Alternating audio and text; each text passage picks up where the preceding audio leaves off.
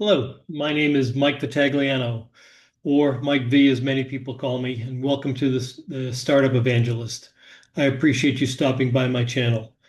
Let me tell you a little bit about my background so you can decide whether or not the content that I'm going to provide is appropriate for what you're looking for. I was the co-founder of a software company in the mid 90s called 3DV Technology. We developed a network diagnostic solution, and about 14 months after we raised our seed round, we were acquired for 10 times invested capital. At that point in my life, I moved back to Chicago, got involved with a bunch of, excuse me, got involved with a bunch of venture capitalists, other professionals, et cetera, where we were looking to evaluate the intellectual property at the University of Chicago for its commercial application. So I had the opportunity as an entrepreneur to see both sides of the fence. I acted as a founder, and then I got to have a great deal of exposure to venture capitalists, how they think, what they look for, what's appropriate, et cetera. It was also during this time that the dot-com boom was occurring, as well as the Y2K challenges that were happening within the information technology space. Lots of interest in becoming an entrepreneur, and I must have had, several thousand conversations with individuals that were looking to start a venture-backed company who were interested in understanding the challenges better. And I decided that mentoring and coaching founders was a great way to give back and to share my experience with the next generation of entrepreneurs. So I've been doing that for the last 27 years, or really since 1977.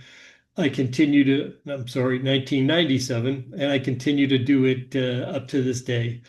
And also, one of the things that you'll see is I have no interest in becoming a video editor or understanding that process. So if I make a mistake, I make a mistake. I'll work to correct it. If I cough, I will say, excuse me, and move on.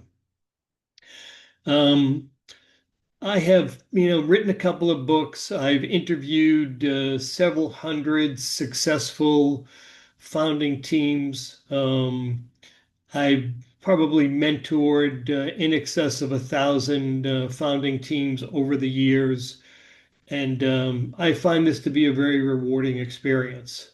The approach that I'm taking is one of sharing a methodology that I've developed. It's a 16-stage methodology to go from understanding what I call the foundational concepts and every step along the way to ultimately achieve product market fit. I will develop videos for um, the specific timeline and the specific topics that fall within each of those stages. At this point in time, I've identified in excess of 250 videos, so it's going to take me a while to develop them all. This is my first one. This is episode one, so I decided to put on a long sleeve collared shirt and shave. This will not be the approach that I take for the videos going forward. And the initial four will be released on Friday night, the August 29th at midnight Central Time. And I will work to add 2 to 4 additional videos every single week going forward. The process that I'm using is to create a PowerPoint to keep the presentation on track. So let's jump in and get to the good stuff.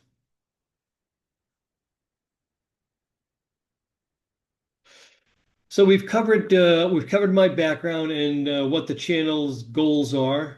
But I want to start by describing this graphic that I've chosen for the foundational concept section. It's a biplane with a lot of parts on the floor. And quite honestly, that's what a startup is like. You have to figure out what is it that you're going to build, without an instruction manual, without a recipe. There is no user how-tos to follow. There are just a number of paths along the way. In my case, I've identified 16 separate categories, or what I call stages. And within each of those stages, there may be anywhere from 2 to 35 different videos that I will include in the stage. Um, the comment that I made when I was writing my book is, when you're building a new venture for the very first time, it's like building a plane. While you're in the air, you're trying to figure out what features you need to put into the plane, who's going to buy it, who's going to give you the next round of financing so you can continue to build the plane. And then, oh, by the way, you got to make sure you don't crash along the way. Founders should only take this path if they truly believe they can make a significant contribution. This is not a venture to attempt if you want to be your own boss, if you think it would be great to be in charge. It is a consummate 24-hour a day, 7 day a week effort. And you really have to decide that your idea, your concept is going to make a contribution to overcome the challenges and the naysayers that will pop up along the way. I had good friends question my sanity when I told them I was going to attempt to build a startup. I had a pretty good job at the time, and they were the first to congratulate me as we, succeeded along the way. But the questions that you will get from family and friends are really significant. So please make sure this is something that you want to do. Once you do take outside money, once you take money from a venture capitalist or angel investors or whoever the initial funding source is, you are embarking on the ultimate pass-fail challenge. There are no participation trophies. There's no emoji on LinkedIn where you can post, you made it to stage 3 before you failed. You either make it and win or you fail. There are no alternatives. It is a very binary challenge. One of the primary skills that a founder has to have is the ability to sell. You have to sell your idea. You have to sell new employees to join the company. You have to sell venture capitalists on your vision to get the money to build your company as well as build your solution. So you have a two-sided problem. You have to build a business as well as build this solution. And quite honestly, most first-time founders aren't ready for either one of those. I certainly wasn't. I did not come with the right educational background. I was a successful middle manager when I made my attempt. I didn't have the right family contacts. I didn't have an understanding of what I was facing when I was heading down the path, but I made it. It can be done. And I encourage everyone to take the challenge if you truly believe that you have a contribution, a significant contribution to make. It will be life-changing. It will be the most exciting professional accomplishment that you're ever going to make. So one of the key points that I always make with new founders is that you have to solve a problem, and you'll see this concept woven throughout these videos as we go forward. Enterprise buyers purchase solutions that solve a problem.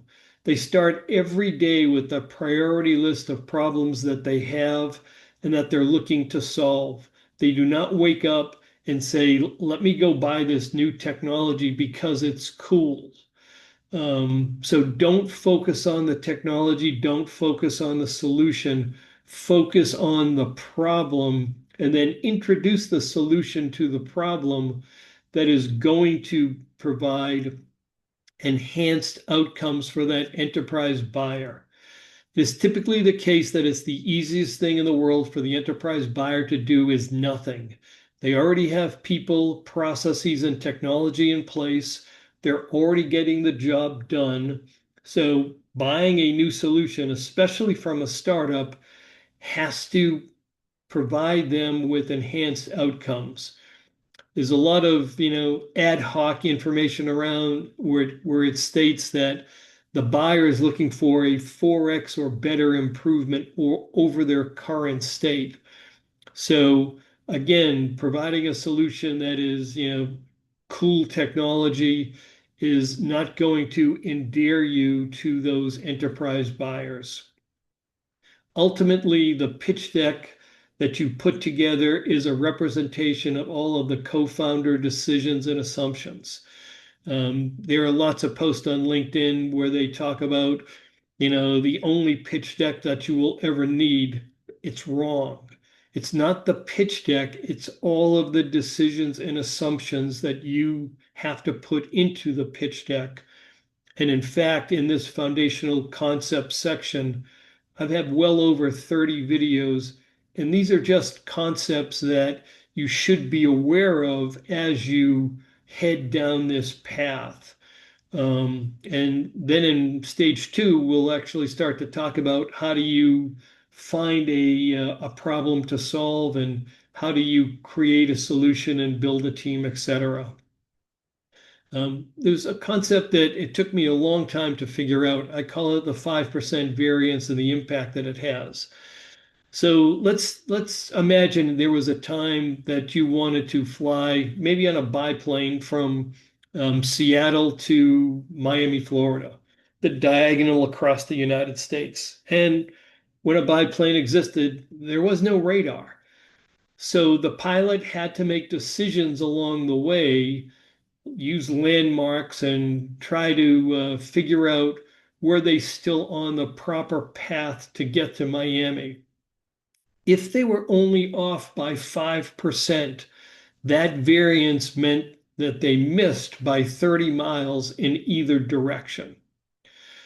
As a startup, as a co-founder, you have to make decisions within 16 stages to ultimately reach product market fit. The goal of this channel is to help you minimize that 5% variance impact along the way. So thank you very much for your time. Hopefully you have found this conversation interesting. And it's my intent to make the following or the rest of the videos using the same strategy. I've had these conversation with individuals that I've mentored and coached through the years. And typically, they've been over dinner or over coffee or on a phone conversation. But for this medium, I thought that putting together a PowerPoint to get my ideas across for a very specific topic would be the best way to do it. The reason for so many videos that I'm going to create is that each video will be on a specific topic. Video 3, as an example, is investor red flags. Video 4 is how do they evaluate new ventures? You might think that the content is the same. It is very different. So that's the approach that I'm going to take going forward. Again, I appreciate your time taking a look at this, and I hope you enjoy. Bye now.